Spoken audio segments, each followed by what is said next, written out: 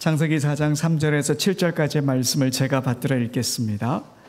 세월이 지난 후에 가인은 땅의 소산으로 제물을 삼아 여호와께 드렸고 아벨은 자기도 양의 첫 새끼와 그 기름으로 드렸더니 여호와께서 아벨과 그의 제물은 받으셨으나 가인과 그의 제물은 받지 아니하신지라. 가인이 몹시 분하여 안색이 변하니 여호와께서 가인에게 이르시되 내가 분하여 함은 어찌 됨이며 안색이 변함은 어찌 됨이냐. 내가 선을 행하면 어찌 낯을 들지 못하겠느냐.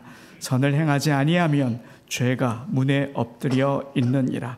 죄가 너를 원하나 너는 죄를 다스릴지니라. 아멘. 기도하시겠습니다. 하나님, 겸손하게 말씀 앞에 나갑니다. 우리의 마음과 생각을 가지런하게 하여 주시고 성령께서 인도해 주셔서 주의 말씀이 온전히 우리의 마음밭에 심기고 자라고 열매 맺게 하여 주옵소서.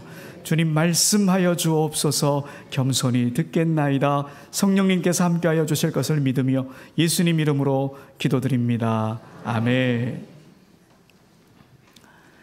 우리 교회에서 자라나는 믿음의 자녀들의 이름을 쭉 살펴보면 제법 많이 들어가는 글자가 있습니다. 예수님의 예자가 참 많이 들어가더군요. 예은이, 예지, 예원, 예준, 예랑, 예성, 예린, 예담, 예찬, 예진, 예선. 예자가 참 많죠. 예. 또 하나님의 하자도 많은 편이죠. 또 예전에는 은혜의 은자도 많은 편이었습니다.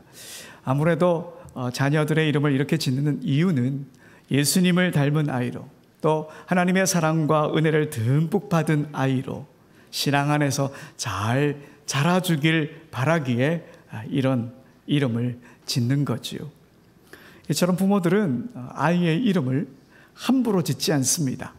의미를 부여하고 아이의 인생이 빛나기를 소망하면서 이름을 짓습니다. 그런데 성경에서 다소 의외의 이름을 발견하게 됩니다. 역대상 4장에 등장하는 야베스라고 하는 이름입니다. 역대상 4장 9절에 보면 야베스는 그의 형제보다 귀중한 자라. 그의 어머니가 이름하여 이르되 야베스라 하였으니 이는 내가 수고로이 낳았다 함이었더라. 여러분, 야베스라고 하는 이름의 뜻은 고통이라고 하는 뜻입니다. 어느 부모가 아들이 태어났는데 이름을 고통이라고 짓겠습니까? 또 어머니가 수고롭게 낳았다고 했지만 수고롭게 자녀를 낳지 않는 어머니가 어디 있겠습니까? 모두 수고롭게 자녀를 낳습니다. 그러면 왜 이렇게 아들의 이름을 고통이라고 지었을까? 학자들은 아무래도 야베스가 장애를 안고 태어난 아이가 아닐까 그렇게 추측합니다. 몸이 불편하게 태어난 거죠. 그러다 보니 어머니의 아픈 마음을 담아서 고통, 야베스 이렇게 이름을 지었을 것으로 그렇게 보고 있습니다. 그런데 여러분, 야베스처럼 수상한 이름을 가진 인물이 또 있습니다. 오늘 본문에 등장하는 아벨입니다. 아벨이라고 하는 이름의 뜻은 허무, 공허함입니다. 우리가 잘 아는 전도서에 나오는 헛되고 헛되니 모든 것이 헛되다 할 때 그 헛됨이 바로 아벨과 같은 단어입니다. 둘째 아들이 태어났는데 아담은 그 아들의 이름을 허무라고 지었습니다. 첫째 아들을 낳았을 때는 이렇지 않았습니다. 첫째 아들은 가인이라고 지었죠. 어둠, 이런 뜻입니다. 창세기 4장 1절에 보면 아담이 그의 아내 하와와 동침하매 하와가 임신하여 가인을 낳고 이르되 내가 여호와로 말미암아 득남하였다 하니라. 아담의 가정에 첫 아들이 태어났습니다. 하나님이 함께 해주셔서 하나님 덕분에 아들을 얻었습니다. 아들을 낳았습니다. 이렇게 고백하며 어둠이라고 하는 뜻의 가인이라고 이름을 지었습니다. 아담은 죄를 지어서 에덴에서 쫓겨나게 되긴 했지만 하나님께서 여전히 함께하고 계신다, 그 사실을 깨달았습니다. 또 해산의 고통을 통해 하나님이 주신 고통의 의미를 깊이 알게 됩니다. 고통의 시간은 하나님을 기억하는 시간이었고 그 아픔을 통해 하나님의 함께 하심이 얼마나 감사한 일인가 그걸 알게 된 거지요. 그러니 가인을 낳고는 하나님으로 말미암아 아들을 얻었습니다. 아들을 낳았습니다. 그렇게 고백한 거지요. 그렇다면 왜 둘째 아들의 이름은 이렇게 허무라고 지었을까요? 여러 추측이 있을 수 있겠죠. 학자들은 아담이 자신이 죄인이라고 하는 사실, 이 사실이 자신의 자녀들에게도 적용된다, 이걸 깨닫게 되었기에 그 이름을 지어준 게 아닐까 추측합니다. 첫째 아들을 낳았는데 그 아들도 죄인이라는 거지요. 고통을 겪으면서 아들을 낳았는데 그래서 하나님의 사랑이 얼마나 깊고 넓은 것인지 깨달았는데 하지만 아들을 키우면서 알게 되죠. 아, 인간은 근본적으로 죄인이다. 이 사실을 알게 됩니다. 그리고 그 죄의 결과로 결국 죽게 된다. 이걸 알게 된 거지요. 그러니 마음이 아픈 겁니다. 신약시대 사도 바울이 로마 교회에 보내는 편지에 이렇게 말합니다. 로마 5장 12절입니다. 그러므로 한 사람으로 말미암아 죄가 세상에 들어오고 죄로 말미암아 사망이 들어왔나니. 여러분, 여기서 한 사람이 누구일까요? 아담입니다. 아담에 의해 죄가 세상에 들어왔고 그 죄로 사망에 이르게 되었다, 이 말입니다. 이 사실을 아담과 하와도 알게 된 겁니다. 눈에 넣어도 아프지 않을 것 같은 자식이 자신들의 잘못으로 결국 죽게 될 것이다, 이걸 생각하니 둘째 아들이 태어났지만 마냥 기뻐할 수만 없었습니다. 죄라고 하는 것이 얼마나 무서운 것인지 알게 된 거지요. 그래서 둘째 아들에게 허무라고 하는 뜻의 아벨이라는 이름을 지어주게 된 겁니다. 여러분, 오늘 창세기 4장을 우리가 읽었는데요, 이렇게 무서운 결과를 낳게 되는 죄가 얼마나 크게 확산되고 있는지 우리에게 보여주고 있습니다. 가인이 동생 아벨을 죽인 것도 그렇지만 창세기 4장 23절 이후를 보면 아담의 8대 손인 라멕이 살인을 저지르고 당당하게 노래를 부르는 장면이 나옵니다. 창세기 4장 23절에서 24절에 라멕이 아내들에게 이르되 아다와 실라여 내 목소리를 들으라. 라멕의 아내들이여 내 말을 들으라. 나의 상처로 말미암아 내가 사람을 죽였고 나의 상함으로 말미암아 소년을 죽였도다. 가인을 위하여는 벌이 7배일진데 라멕을 위하여는 벌이 77배이로다 하였더라. 여러분, 라멕이 지금 복수를 했다는 겁니다. 복수로 사람을 죽였다는 겁니다. 그런데 태도가 너무도 뻔뻔하지 않습니까? 자기 힘을 자랑하면서 아무도 자신을 건드릴 수 없다, 이렇게 말하고 있는 겁니다.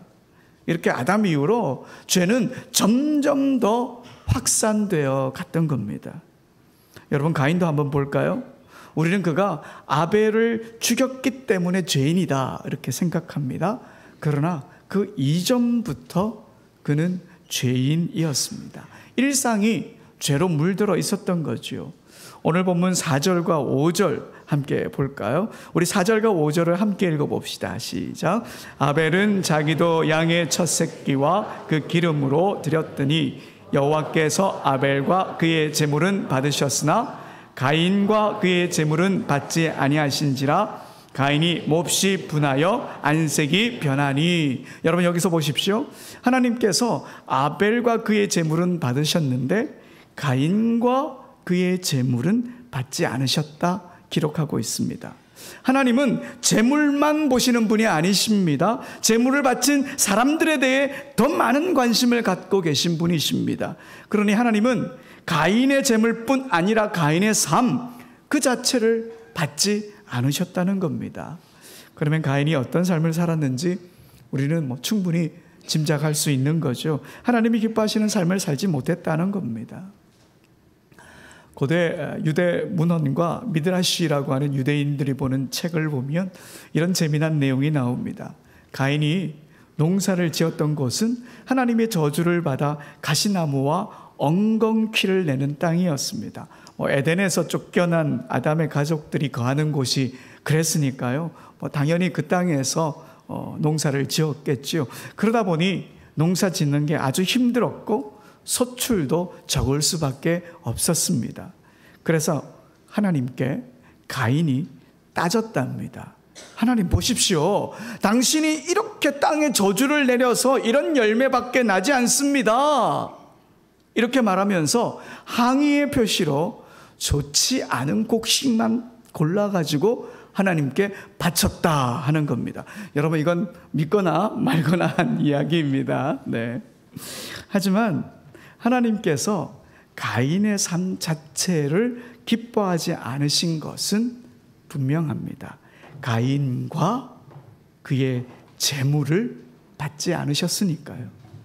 가인은 동생 아벨을 죽이기 전부터 죄 가운데 거했고 하나님과의 관계가 이미 어그러져 있었던 거지요. 여러분 우리도 그렇습니다. 우리도 죄 가운데 거하는 사람들입니다. 죄 앞에 속절없이 무너지는 사람들입니다. 여러분 오늘 본문 7절을 볼까요? 내가 선을 행하면 어찌 낯을 들지 못하겠느냐. 선을 행하지 아니하면 죄가 문에 엎드려 있느니라. 죄가 너를 원하나 너는 죄를 다스릴지니라. 죄가 문 앞에 딱 엎드리고 있습니다. 죄가 너를 원하고 있습니다. 죄가 문 앞에 딱 도사리고 있어서 가인을 지배하려고 기다리고 또 기다리고 있다 이 말이지요.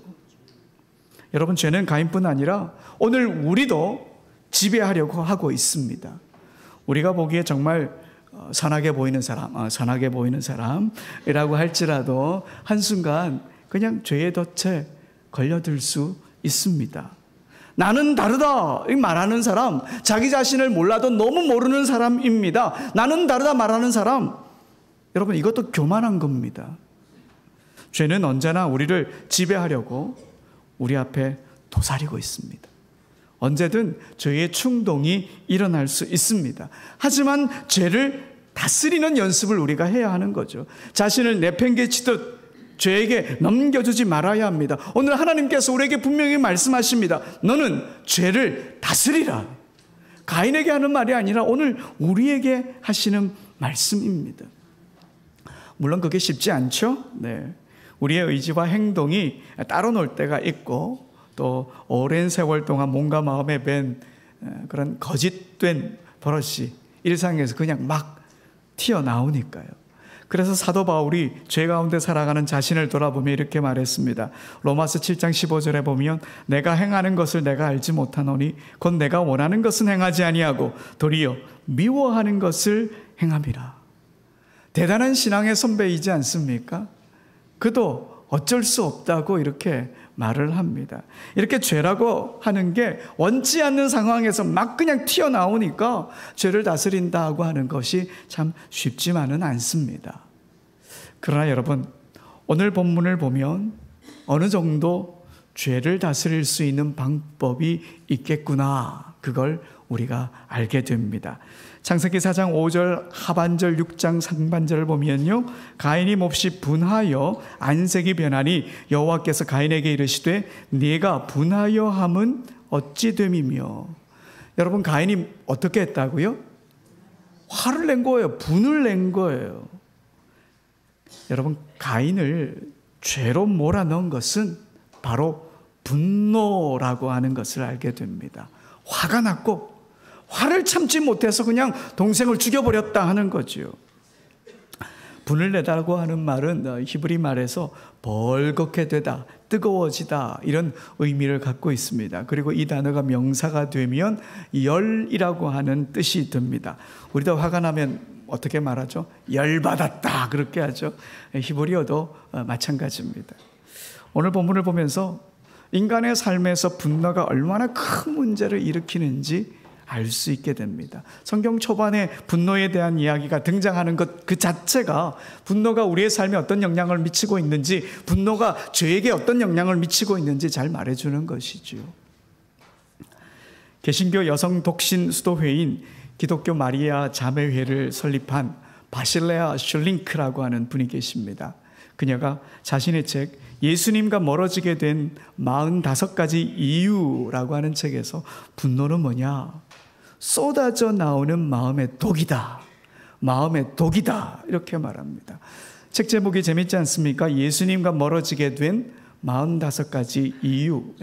우리를 주님으로부터 멀어지게 하는 것이 이렇게나 많답니다. 45가지. 세보면 이거보다 더 많을지도 모르겠습니다. 그런데 그 중에 하나가 분노라고 하는 겁니다. 그 책에 이런 구절이 있습니다. 말을 듣지 않는 아이들 때문에 짜증이 났다고 생각해보자. 그런 때에 소리를 지르는 것은 당연하게 여겨진다. 그러나 이런 사고방식은 하나님의 기준을 따르지 않은 잘못된 것이다. 뜨끔하시는 분 안 계십니까? 저는 굉장히 이 구절을 읽고 얼마나 방송이 되든지 뜨끔했는지, 저희 아들을 어릴 때 제가 얼마나 엄청나게 화를 많이 냈는지 모릅니다. 저와 달라도 너무 다른 겁니다. 나중에 안 사실이지만 MBTI가 맞는 게 하나도 없습니다. 제 아들하고.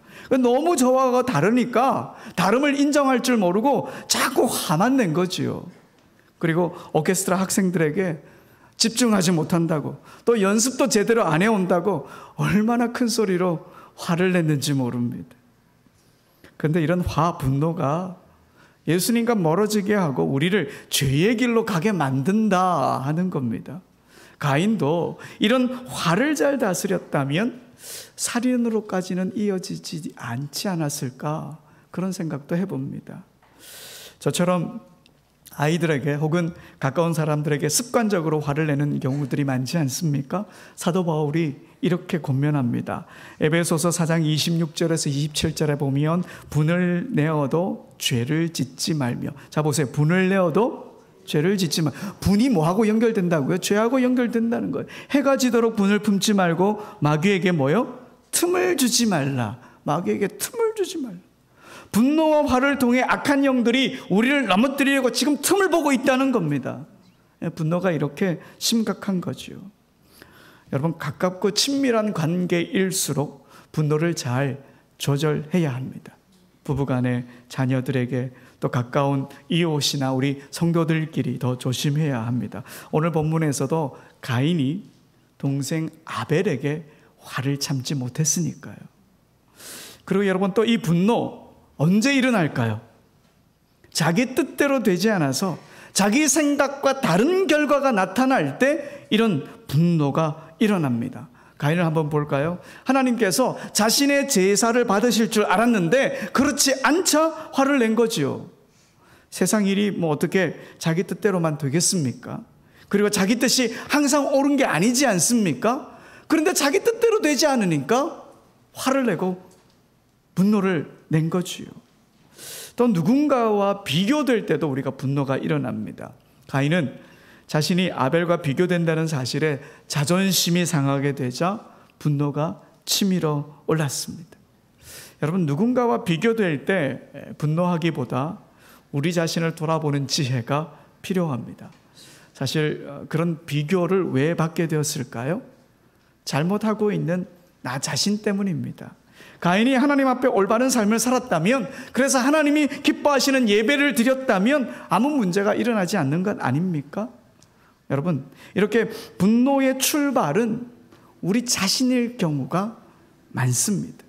그래서 누군가와 비교가 되면서 분노가 생겼다 그러면 우선 우리 자신을 돌아보고 하나님과 나와의 관계가 어그러져 있는 것은 없는지 우리가 그걸 돌아보는 계기로 삼아야 하는 겁니다. 이 외에도 다양한 이유로 분노를 일으킬 수 있겠지요. 사랑의 결핍, 또 호르몬의 영향. 호르몬의 영향이라고 그러니까 고개를 끄덕하시는 분들 계시는데요. 또 피곤하고 스트레스 받을 때, 거절당할 때, 불안할 때 여러 가지 이유가 있겠죠. 사실 요즘은 분노를 조절하지 못하는 세상이 되어버린 건 아닐까 하는 생각이 들기도 합니다. 상담 사역을 하는 제 친구가 있는데요. 청소년들이 분노 조절 장애라고 하면서 자기를 찾아온대요. 그럴 때 그 친구에게 이렇게 묻는답니다. 야, 마동석 앞에서도 네가 분노할 수 있겠나? 마동석처럼 힘도 세고 자기보다 뭐 정말 어리어리한 사람이 딱 앞에 서 있으면 분노할 수 있겠나? 그래서 제 친구가 그런 말을 합니다. 대부분 선택적 분노를 한다는 겁니다. 자기보다 힘이 약해 보이는 사람한테만 그렇게 분노를 막 일으킨다는 거죠. 어쨌든 여러분, 우리 안에 있는 분노 우리가 잘 다스려야 합니다. 어떤 이들은 이 분노를 조절하기 위해 화가 날 때마다 하나, 둘, 셋 이렇게 10가지 숫자를 센다고 하지요. 뭐 이것도 한 가지 방법이긴 합니다. 대부분의 분노는 그때를 잘 넘기면 가라앉으니까요. 그런데 여러분, 이 분노 우리 하나님께서 다듬으십니다. 그러니 하나님께 솔직히 자신을 내려놓고 기도해야 합니다. 여러분, 모세를 한번 볼까요? 이집트 왕자로 있을 때에 이스라엘 민족을 괴롭히던 사람을 쳐서 죽인 적이 있습니다. 동족을 괴롭히니 화가 난 거지요. 분을 참지 못했던 거지요. 그런데 오랜 세월 하나님이 그를 어떻게 다듬으셨을까요? 계속 다듬어 가셨습니다. 그래서 민수기 12장 3절은 이렇게 말합니다. 이 사람 모세는 온유함이 지면의 모든 사람보다 더하더라. 화가 나서 사람을 죽인 사람이었는데 하나님께서 다듬으셨다는 말입니다. 그러니 여러분, 우리는 화가 날 때마다 우리를 다듬으시는 하나님을 기억하며 주님, 우리를 불쌍히 여겨주십시오, 이렇게 기도해야 합니다. 자신의 연약함을 솔직하게 하나님께 기도하는 거지요. 그러면 다듬으시는 주님이 우리를 계속 다듬어서 화가 가득한 이가 아니라 모세처럼 온유한 이로 만드시리라 믿습니다. 조금 더 쉬운 방법을 가르쳐 드릴까요? 화가 날 때마다 주여, 주여, 주여, 이렇게 3번 정도 길게 외치면 그냥 10초 딱 지나갈 수 있겠죠? 근데 혹시 제가 주여 이러고 있으면 목사님 화났다 뭐 이렇게 말씀하시면 안 됩니다. 네. 근데 이렇게 말하시는 분들이 계실지 모르겠습니다. 봐라, 예수님도 예루살렘 성전에서 장사치들에게 화를 낸 거 아니냐? 화는 내도 되는 거야. 여러분, 착각하지 마십시오. 예수님은 우리처럼 죄인이 아니십니다. 예수님과 우리를 자꾸 비교하려고 하지 마십시오. 주님의 분노와 우리의 분노는 차원이 다른 겁니다. 우리의 분노는 우리의 감정에서 막 일어나는 것이고, 주님의 분노는 감정이 아니라 하나님의 영에서 일어나는 하나님의 분노인 겁니다. 우리는 사람의 분노지만 주님의 분노는 하나님의 분노입니다. 그러니 주님의 거룩한 분노를 일반화해서는 안 되는 거죠. 그런데 여러분, 분노만 죄를 짓게 만드는 요인은 아닙니다. 좀 전에 말씀드렸던 예수님과 멀어진 45가지 그 이유에 보면 정말 많더라고요. 거짓말, 고집, 권력, 교만, 다툼, 반역, 불신앙, 비판, 판단, 외식, 자기 합리화, 이런 것들도 분노처럼 죄를 짓게 만들고 주님과 멀어지게 하는 것들이다. 아휴, 너무 많아서 머리가 아프다. 걱정하지 마십시오. 우리에게는 죄의 문제를 뛰어넘으시는 예수 그리스도의 보혈의 능력이 있습니다. 사망의 권세를 이기시고 부활하신 주님의 생명의 능력이 우리에게 있습니다. 죄 앞에 위축되기보다 끊임없이 하나님의 은혜를 구하며 살아가면 여러분, 죄를 다스릴 능력 주님이 우리에게 부어주시는 거죠. 자꾸 하나님의 은혜를 더 사모해 보는 겁니다. 베이직교회 조정민 목사님이 그러시더군요. 우리가 제대로 하나님을 바라보는 것만으로도 죄를 다스릴 수 있다. 여러분 보십시오. 베드로가 예수님을 바라보았을 때는 물 위를 걸었습니다. 그러나 베드로가 부는 바람과 파도의 그 상황을 살피다가 물에 그만 빠지고 말았습니다. 마찬가지로 죄를 짓게 하는 우리의 상황에 너무 몰두하게 되면 우리도 그냥 죄에 빠지고 맙니다. 그러니 은혜를 베푸시는 하나님을 자꾸 바라보는 방법이 죄를 다스리는 최고의 방법입니다. 여러분, 아담 이후 이 세상은 죄로 가득한 세상이 되었습니다. 우리도 여전히 죄로 가득한 세상을 살아갑니다. 앞으로 더 많은 죄악으로 가득한 세상을 우리가 살아갈지도 모릅니다. 그러나 이런 세상에서, 이런 세상을 보면서 아벨 허무하다 이렇게 외치지 맙시다. 우리는 죄를 다스리시는 예수 그리스도의 보혈의 능력을 믿는 신앙인입니다. 그러니 은혜의 주님을 바라봄으로 나는 죄를 다스릴 수 있다, 나는 주의 보혈의 능력으로 분노도 이겨낼 수 있다, 이렇게 외치며 선포하며 나가야 합니다. 우리는 예수 그리스도의 보혈의 능력을 믿는 그리스도인이기 때문입니다. 사랑하는 여러분, 이번 한 주도 너는 죄를 다스리라 라고 하는 주님의 음성에 아멘으로 응답하며 주님의 은혜 안에, 주님의 더 크신 은혜를 사모하며 그 은혜 안에 머무는 우리 모두가 되길 간절히 소원합니다. 우리 다 같이 일어나셔서 찬송가 304장 찬송하시겠습니다.